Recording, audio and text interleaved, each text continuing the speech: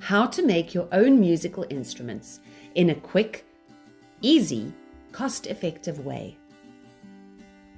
Drums. You can use a recycled coffee tin and some chopsticks as an easy drum. Let the children decorate the outside.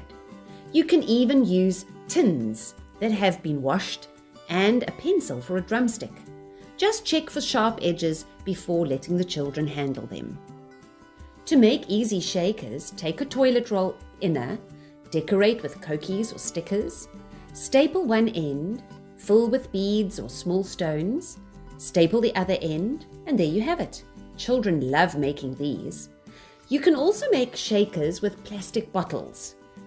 Fill the plastic bottle with either metal bottle tops or plastic bottle tops and ask the children if there is a difference in the sound when they shake it.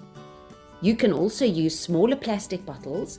You could fill with sand or stones, and also ask the children if the instrument makes a different sound depending on what is inside the shaker.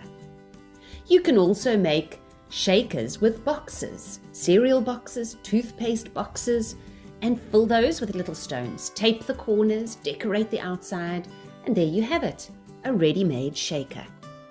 To make a water xylophone, collect glass bottles of the same size and shape. Put different amounts of water, color the water so it's easier to see the levels, and use a metal spoon to tap against the glass to hear the different notes or different sounds that the bottles make. Ask the children which bottle makes a higher sound and which bottle makes a lower sound. Lastly, castanets. To make castanets, cut a strip of cardboard from a box. Fold the card in half. Tape or glue metal bottle tops to the card on the end. Now you have a pair of beautiful castanets. You could use these when singing the Jollyphonics castanet song, Folk. I hope this has inspired you to make your own musical instruments in your class. Here are some more wonderful ideas. You don't need expensive instruments to enjoy the learning benefits and fun of music.